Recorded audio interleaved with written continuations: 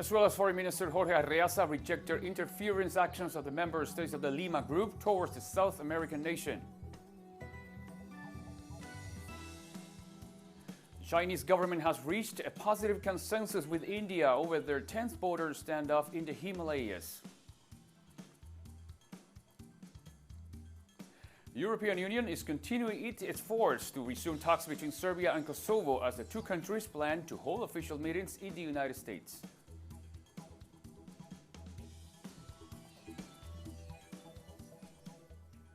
Hello, today is Wednesday, June 17, from the headquarters of Telesur English in Havana, Cuba. This is from the South. I'm Ernesto Dominguez. This Wednesday, Foreign Minister of Venezuela, Jorge Arreaza, rejected the interference actions of the member states of the Lima Group. Venezuelan Foreign Minister affirmed that these administrations attacked Venezuela to divert attention from their handling of the COVID-19 pandemic. Arreaza stressed on his Twitter account that these governments submissively cartelized by Washington to attack Venezuela, denote profound ignorance about Venezuelan constitutional law and seek to divert attention from their catastrophic handling of the COVID-19 pandemic. Arreaza described them as the epicenter of the pandemic in the region due to negligence. Venezuela's foreign minister referred to a statement issued last Tuesday by members of the Lima Group regarding the appointment of the new board of the Venezuelan National Electoral Council.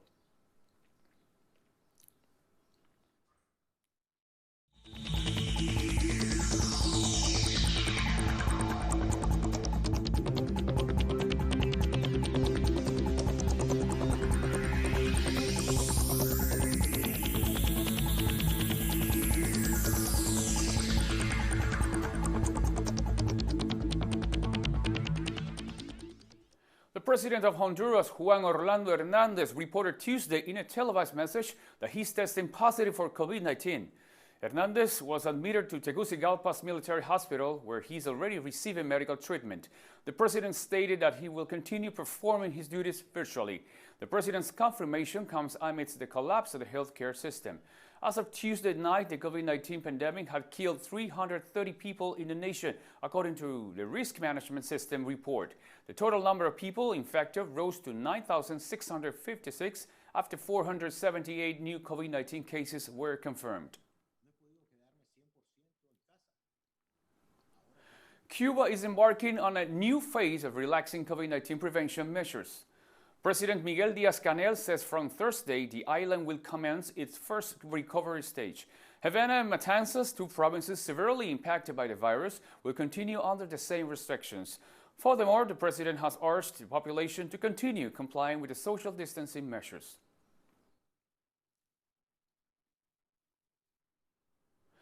In El Salvador, lawyers and social organizations have criticized the special emergency law proposed due to the COVID-19 pandemic. Social organizations have warned through a press release that the president has not complied with the ruling of the Constitutional Court, which says rights must not be unilaterally limited. Attorneys emphasize that the proposed law promotes legal irregularities previously condemned in the Salvadorian Supreme Court of Justice.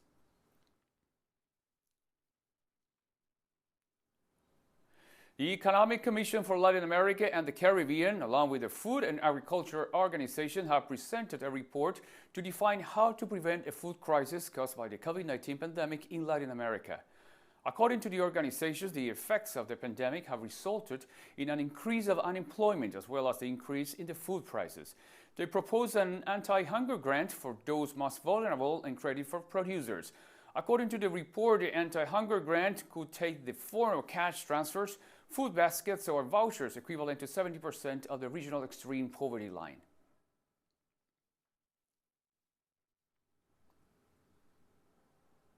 Venezuelan President Nicolás Maduro reported 88 new COVID-19 cases on Tuesday.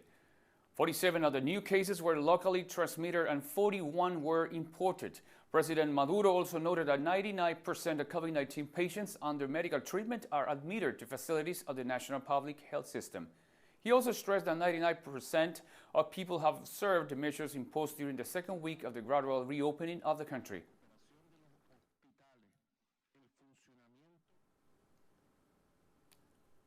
Venezuelan President Nicolás Maduro also stressed that should there be a resurgence of COVID-19 cases, drastic health measures will be taken to curb the spread of the virus.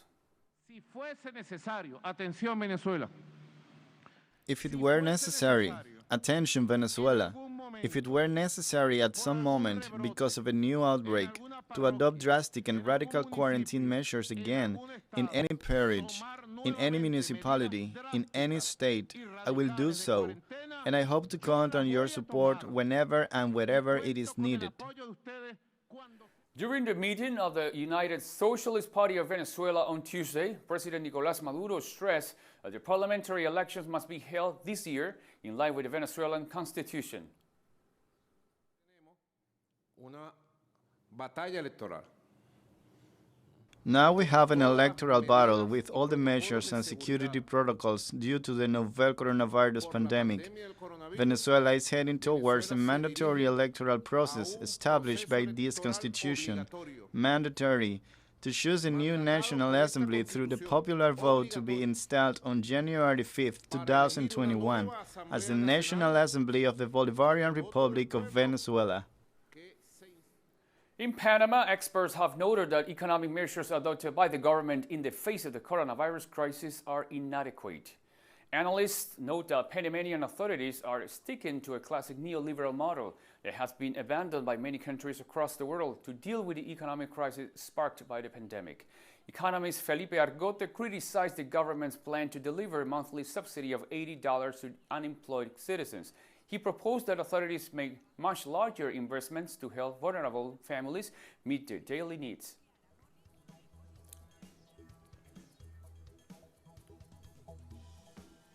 And more stories coming up after this very short break. Welcome back to From the South. The Chinese government assured that have reached an agreement with India to peacefully resolve border conflicts in the Himalayas. Chinese Foreign Minister spokesman Zhao Lijian said on Wednesday that China and India should work together in the same direction because the common interests of the two countries far outweighed their divergence between them. Despite the announcement, local media from both countries have reported the presence of military troops alongside the Chinese-Indian border, where they share 4,000 kilometers.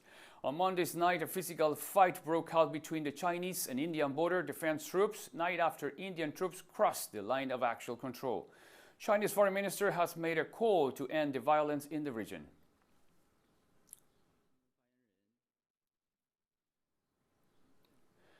In Singapore, new coronavirus testing centers have been set up in order to prevent further infections. The national government has set up 4 new COVID-19 testing centers in different regions of the country to curb the spread of the coronavirus by identifying infected patients as early as possible. The testing centers are divided into 3 areas in which people are required to follow several medical procedures before taking the tests.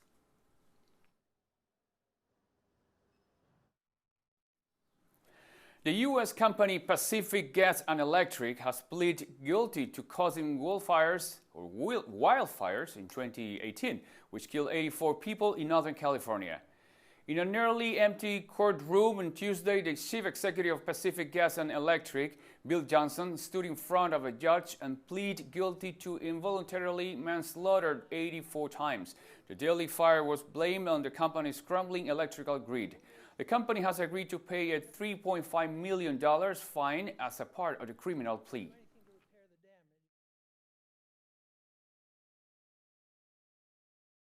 I'm here today on behalf of the 23,000 men and women of PG&E to take responsibility for the fire that killed the people whose pictures we just saw as we went through the counts.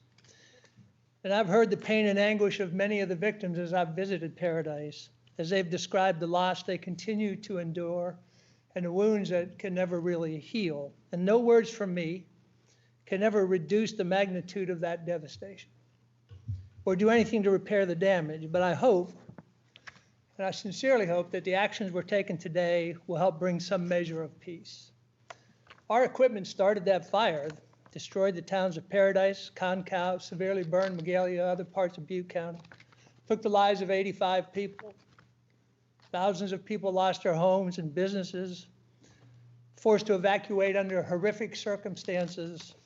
I wish there was some way to take back what happened or to take away the impact, the pain that these people have suffered, but I know that can't be done.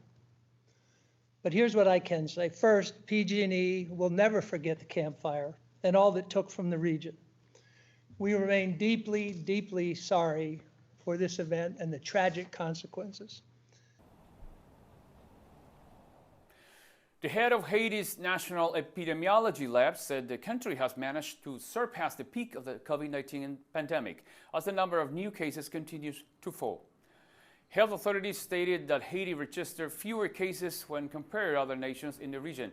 Despite the optimistic statement, they've warned there is an increase in person-to-person cases and that the virus is rapidly spreading beyond the capital, Port-au-Prince. Haitian health authorities are also reportedly conducting fewer tests than required, access to which is extremely limited.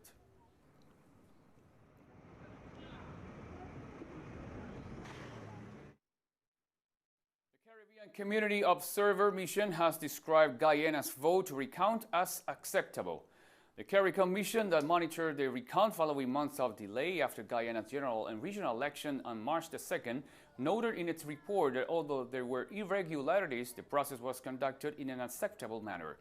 CARICOM officials added that the three-person CARICOM Observer Group concludes that the results of the count are completely acceptable.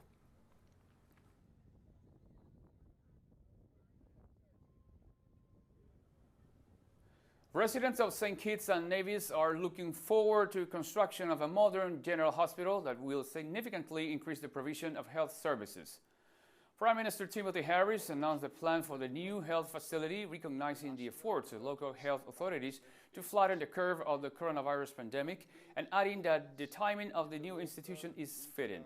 The Prime Minister also congratulated officials from other agencies that have developed, implemented, and enforced coronavirus safety measures. This pandemic could do. Business owners in the Dominican Republic have asked the government to extend a salary support program. Although the country's economy is in the second phase of a gradual reopening, various business sectors know that they have not yet had a substantial economic takeoff and are calling on the government to extend the employee assistance program until the end of July. Business owners are also requested that the government increase social assistance and apply low interest rates for companies.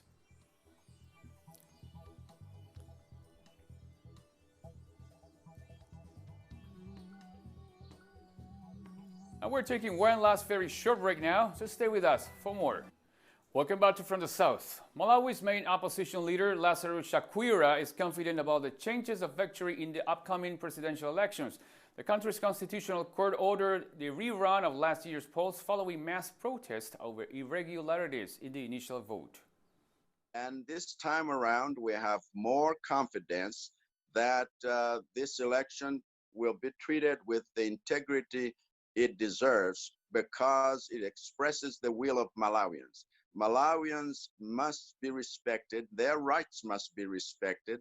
It is not a matter of who counts the vote. It should be a matter of every vote counting. Mali's President Ibrahim Boubacar Keïta has announced plans to hold talks on establishing a new unity government after weeks of escalating criticisms from the country's opposition.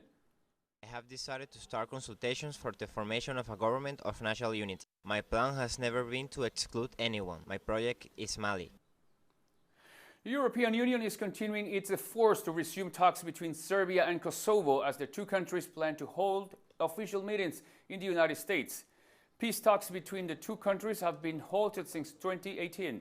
The European Union Special Representative for Kosovo and Serbia, Miroslav Lajak, arrived in Kosovo on Tuesday in the lead-up to talks set up in the EU on June 27 under the mediation of US officials. Kosovo announced its unilateral independence from Serbia in 2008 following a self-dispute after the conflict of the late 1990s.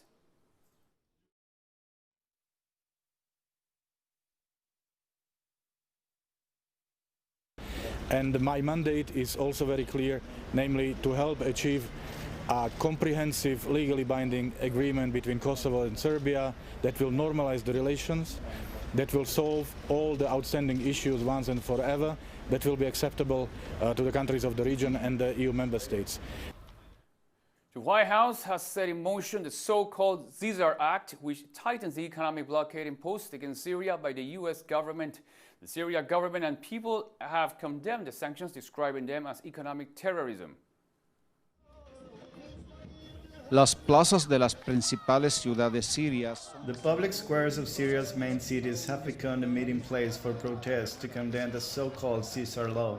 Demonstrators are here to condemn these unilateral coercive measures, but contrary to the West's narrative, are also showing support for their leaders and for the army in their fight against US-sponsored terrorism. Y la guerra económica estadounidense.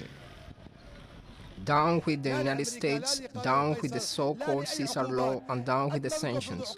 And no matter how many sanctions they throw against us, we will go to work, we will continue producing, and we are going to rebuild our country with our own resources. And we will also continue to support our President Bashar al-Assad until all Syria is freed. Rusia, China, Iran, Venezuela. Russia, China, Iran, Venezuela, and Cuba are also present in these demonstrations. The participants thank the support of these friendly countries and ask the international community to follow their example and break the silence around the damage done by US sanctions, which are an attempt on the life of citizens. We reject the so-called Caesar Law and the terrorist economic blockade imposed on Syria, and we ratify our support to our President Bashar al-Assad. We also thank Russia and Iran for its humanitarian support, and we demand the lifting of the blockade imposed on Syria.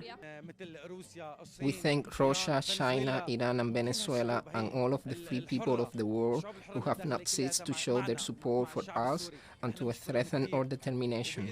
We want them to know that we will succeed and that this alliance will triumph against US imperialism and its hegemonic policies. La devaluación de la moneda siria y el alza de Syria's currency devaluation and unprecedented price hikes are some of the most negative effects on the so-called Caesar Law. This law imposes additional sanctions on the Syrian government, the central bank, and other financial institutions. It also sanctions all foreign governments, independent states, individuals, and private entities that help Damascus. que colaboran con Damasco. La guerra económica constituye la nueva fase de la guerra. This economic war constitutes the latest phase on the terrorist war imposed on Syria for the past 9 years, an onset that Syrians confront with the help of the government and its efforts to protect the economy. El impacto de las sanciones adicionales de Estados Unidos. Hisham Wanous, Telesur, Damasco, Syria. The South African Economic Freedom Fighters Student Command celebrated its 5th anniversary this Tuesday. The Economic Freedom Fighters is one of South Africa's main left-wing political parties. It was founded by former African National Congress Youth League President Julius Malema. The youth branch of the party is well known for its fight against capitalism and for students' rights.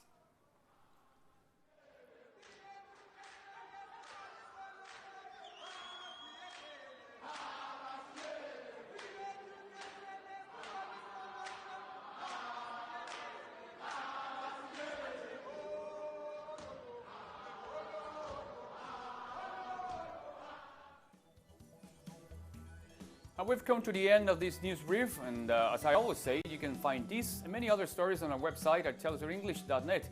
And you can also join us on social media, Facebook, Twitter, and Instagram. For Telesur English, I'm Ernesto Dominguez. Thank you for watching.